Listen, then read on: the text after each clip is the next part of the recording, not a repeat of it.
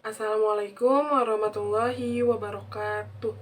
Perkenalkan, nama saya Nafila Amanda dengan NIM 18720-537 dan prodi saya Pendidikan Ekonomi B, dosen pengampu Ibu Eka Putri SPD MPDE di semester 2 Universitas Pancasakti Bekasi.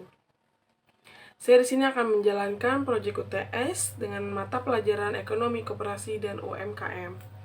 Dan di sini saya akan menjelaskan tentang koperasi dalam ekonomi mikro dan sistem pasar. Oke, next. Nah, di sini awalnya saya akan menjelaskan tentang koperasi dalam ekonomi makro. Jadi, teori ekonomi mempelajari tentang harga output atau input dan output bagi semua perusahaan yang ada tidak sama, tergantung pada pemakaiannya.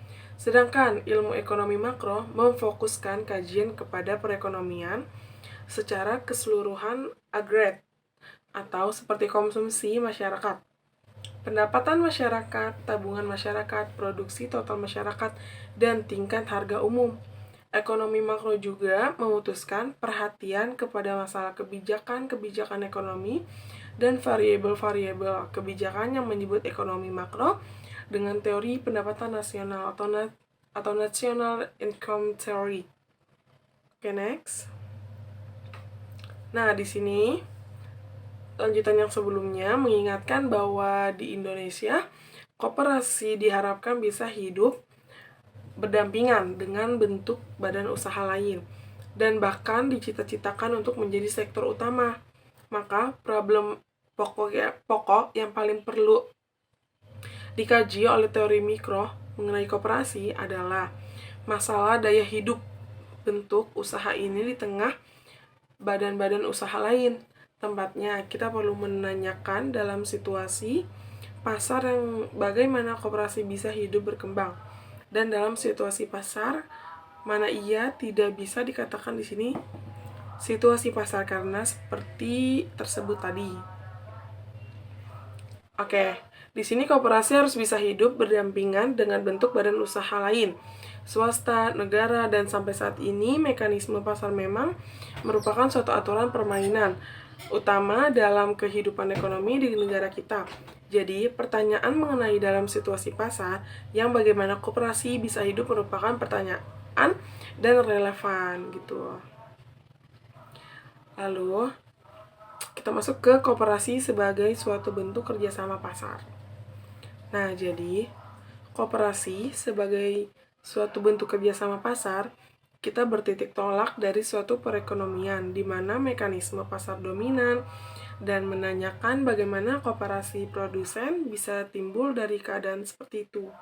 Karena koperasi di sini dilibatkan sebagai suatu bentuk kerjasama sukarela antara produsen yang bersifat longgar. Gitu teman-teman. Jadi, artinya masing-masing prosuden tetap mempertahankan identitasnya sebagai pengusaha yang independen dan menyerahkan beberapa fungsi usaha tertentu kepada koperasi banyak.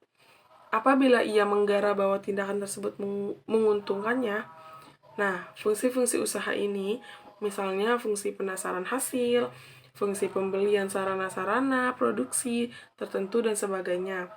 Termasuk dalam definisi ini adanya kebebasan bagi produsen untuk tidak ikut atau keluar dari koperasi apabila kepentingannya usahanya menuntut demikian. Gitu, jadi kalau misalkan fungsi-fungsi usaha ini pemasaran hasilnya, terus pembelian sarana-sarananya produksi tertentu dan sebagainya, termasuk dalam definisi ini berarti dia kebebasan bagi produsen untuk tidak ikut atau keluar dari koperasi gitu. Jadi dia nggak boleh ikut lagi dengan produsen yang udah disediakan.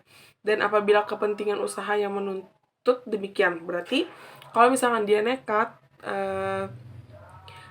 usaha-usaha ini tidak untuk layak dijualkan, terus dia tetap mau menjualkan, berarti koperasi ini adalah yang menuntut demikian gitu, teman-teman.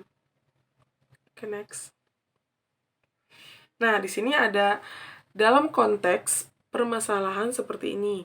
Koperasi akan timbul dan tetap hidup apabila memenuhi paling tidak tiga syarat dasar, yaitu saya akan membacakan tiga dasar ini yang paling tidak ya, atau dalam konteks permasalahan seperti ini yang akan timbul juga dan tetap hidup. Yang pertama adalah masing-masing calon anggota melihat adanya manfaat potensial dan kerjasama koperasi. Ini masyarakat adanya keuntungan potensial yang lebih besar dengan menjadi anggota koperasi dibandingkan dengan apabila ia bertindak sendiri. Lalu yang kedua, masing-masing anggota benar-benar menerima keuntungan yang lebih besar daripada apa yang diperolehnya tanpa menjadi anggota koperasi. Jadi, ini masyarakat adanya sistem pembagian keuntungan yang menjamin bahwa masing-masing anggota benar-benar dan tidak banyak secara potensial atau menerima bagian keuntungan yang lebih besar daripada sebelum ikut koperasi gitu teman-teman. Lalu ada juga yang terakhir, dalam jangka panjang. Jadi kelangsungan hidup koperasi bisa dipertahankan. Jadi dari tiga tersebut ini atau tidak ya tiga syarat ini apabila memenuhi atau koperasi akan timbul dan tetap hidup. Jadi ada tiganya syarat ini yang koperasinya akan timbul atau tetap hidup gitu teman-teman. Next. Nah, yang terakhir, jadi keuntungan dan kerugian dari kerjasama koperasi sebelum kita menerapkan analisa ekonomi mikro adalah masalah koperasi. Perlu kiranya kita mengingat kembali sumber-sumber utama dari keuntungan dan kerugian yang timbul dari adanya kerjasama yang disebut koperasi di antar para produsen. Gitu teman-teman, jadi keuntungan dan kerugiannya kerjasama di koperasi, kita bisa menerapkan analisa ekonomi mikro ini kepada masalah koperasi. Perlu kiranya kita mengingat kembali sumber-sumber utama keuntungan dan kerugian yang timbul dari adanya kerjasama yang disebut koperasi. Nah, jadi kalau kalian kerja di koperasi, mau itu menguntungkan atau merugikan, itu kalian bisa langsung menerapkan ke analisa ekonomi mikro, ya kan, kepada masalah koperasi. Jadi apapun masalahnya kalian bisa langsung menerapkan tanpa kalian diam. Jadi kalau misalkan kalian diam, kita tidak akan kedepannya nggak akan bagus. Jadi lebih baik kita menerapkan ke analisa ekonomi mikro kepada masalah koperasi ini gitu teman-teman. Oke. Oh maaf, ada lagi. Jadi yang selanjutnya keuntungan. Berarti yang sebelumnya itu penjelasannya dan sekarang akan keuntungannya. Jadi keuntungan manfaat utama dari koperasi bersumber pada ada tiga juga. Jadi keuntungan manfaat utama dari koperasi yaitu A. Harga jual yang lebih tinggi. B. Economies of scale. Jadi dia tuh bertindak secara bersama bisa menghemat biaya-biaya tertentu atau meningkatkan efisiensi dari suatu proses tertentu. Atau pemasaran bersama bisa menghemat biaya pemasaran bagi masing-masing anggota.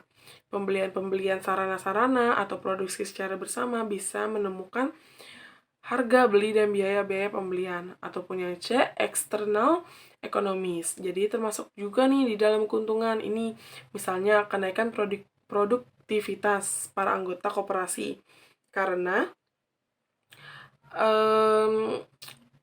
menyebarkan informasi pasar dan teknologi yang lebih baik dengan adanya koperasi dan dengan adanya kotak yang lebih dekat antara anggota. Lalu, nah di sini ada kerugian. Jadi yang sebelumnya itu keuntungan, yang sekarang kerugian. Ada tiga juga nih bagi produsen independen yang termasuk menjadi anggota koperasi adalah kita ada pertama yaitu sumbangan kapital kepada koperasi.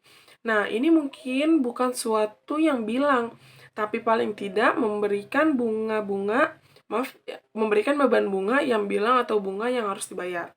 Lalu yang kedua, biaya-biaya bagi pendirian dan operasi badan usaha koperasi itu sendiri atau peralatan gaji pegawai dan sebagainya.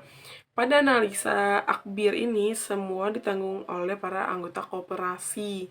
Lalu yang ketiga, manfaat-manfaat yang bilang dari pemutusan hubungan dengan pembeli lama, termasuk misalnya fasilitas kredit informal dan sebagainya. Lalu yang D, biaya-biaya lain seperti kemungkinan peningkatan biaya akut karena jarak ke kantor koperasi yang lebih jauh, atau kelambatan-kelambatan dalam penyelesaian transaksi karena kelakuan Boktaris dan koperasi dan sebagainya gitu teman-teman.